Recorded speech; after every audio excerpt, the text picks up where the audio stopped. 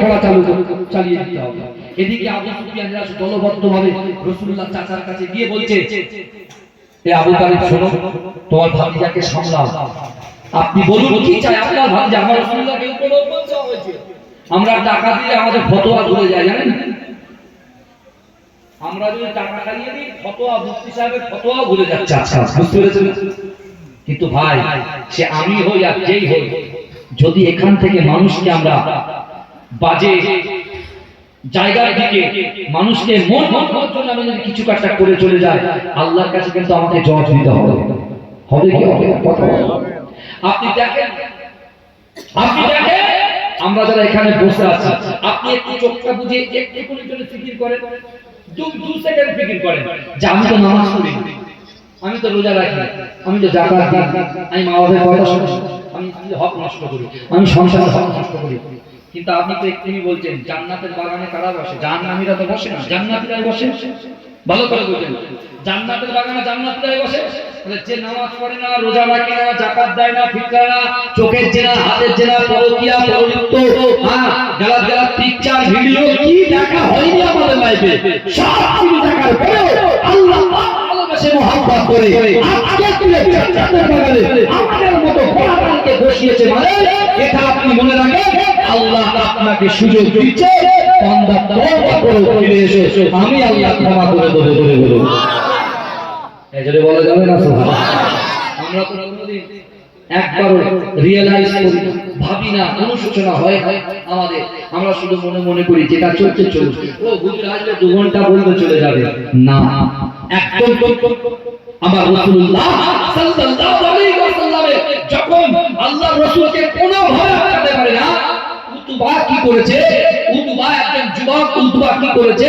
আবু জেহেল আবু লাহাবকে ডেকে বলতে, শোনো, ওই বাণিজ্য মেলায় মুহাম্মদ যে কোরআনটা পড়ে, যদি কোরআন পড়ে তাহলে কিন্তু এই কোরআন মক্কার ভিতরে থাকবে না, মক্কার বাইরে চলে যাবে। তাহলে কি করা যাবে? আমার মাথায় একটা বুদ্ধি এসেছে, মক্কাতে যত যুবক আছে তাদেরকে রান্না বান্না করে একটা খাওয়া দাওয়ার ব্যবস্থা করতে হবে। খাওয়ার ব্যবস্থা, বুঝতে পারছেন? তো মক্কার যুবকদের খাওয়ার ব্যবস্থা করেছে, সবাই খেতে চলে গেছে। জুম্মার দিনে কি হয় জানেন? এক একজন মসজিদের লোক খাওয়ায় কিছু জানি না। হে নবী পাকের উম্মতিরা, হে নবীর পেগাম্বররা, বিশ্ব নবী রাসূলুল্লাহ সাল্লাল্লাহু আলাইহি ওয়াসাল্লাম কোরআন তেলাওয়াত করে, ওয়াতিন ওয়াসাইতুন ওয়া তুরি সিনিন ওয়া হাযাল বালাদিল আমিন লাকাদ খালাকনাল ইনসানা ফি আহসানি তাকওয়িম।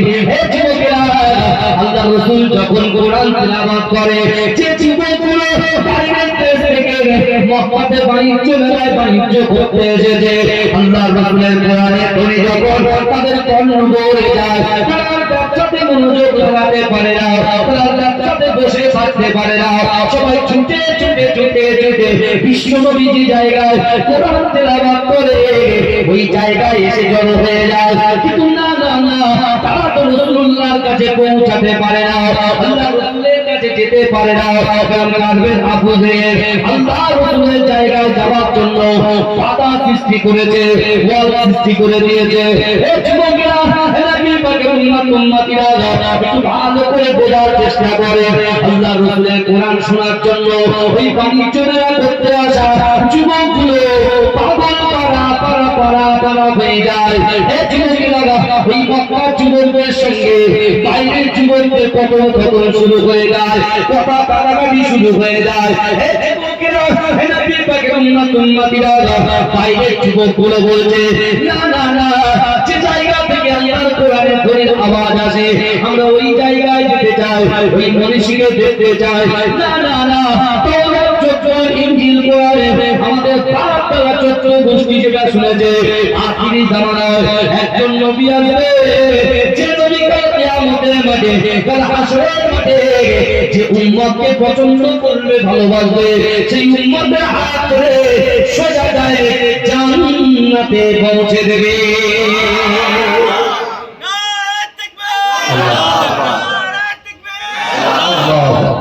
আমার মক্কার যুবকরা বলছে ওখানে যাওয়া যাবে না, আর বাইরের যুবক বলছে এত টাকা খরচা করে এসেছি আমরা যাবো। যদি বলি কিন্তু আমার ভাই জানেরা, এই নাইটাকে উম্মতিরা একটা টাইমে কত হতে বিতর্কের মধ্যে জড়িয়ে গেছে। একটা টাইমে হাতাহাতি পরিবেশ তৈরি হয়েছে। একজন যুবককে আবু জেহেলকে বলতে লেগেছে, ও আবু জেহেল সর্বনাশ হয়ে গেছে। আপনি কি জানেন মক্কার বাইরে থেকে আসা যুবকদের সঙ্গে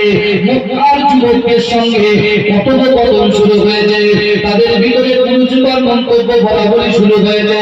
না না না, এক পর্যায়ে কিন্তু মারামারিতে পরিণত হতে পারে।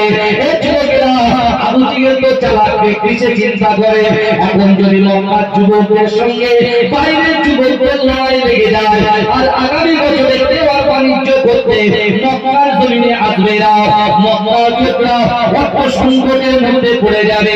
এই যুবকেরা নবী পাকের উম্মতিরা ওই সময় আবু জেহেল বলছে, যাও মক্কার যুবকদেরকে বলো বাইরের যুবকরা আব্দুল্লাহর বেটা মুহাম্মাদের কাছে দিতে যায়, তাদের সকলকে তার কাছে যেতে দাও। নবী পাকের উম্মতিরা বিশ্ব নবী রাসূলুল্লাহ সাল্লাল্লাহু আলাইহি ওয়াসাল্লাম যখন কোরআন তেলাওয়াত করে, ও যুবকেরা মক্কার বাইরে থেকে আসা যুবকগুলো আল্লাহর রাসূলের দিকে তাকিয়ে থাকে, আল্লাহর রাসূলের চাদর থেকে, আল্লাহর রাসূলের নুরানি চেহারা থেকে এই যুবকগুলো আল্লাহ করে কাঁদতে শুরু করে, টুকরে টুকরে কাঁদে, ফুপিয়ে কাঁদে। আল্লাহর রাসূল সাল্লাল্লাহু আলাইহি ওয়াসাল্লাম একটা টাইমে কোরআন পড়া বন্ধ করে দিয়ে এই বাইরের যুবকদেরকে বললো, ও বাবা ছেলেরা তোমরা কি বলো, আমি রাসূলুল্লাহ কি পাগল বলে মনে হয়, আমি রাসূলুল্লাহ কি কবি বলে মনে হয়, আমি রাসূলুল্লাহ কি গণক বলে মনে হয়? এই যুবকেরা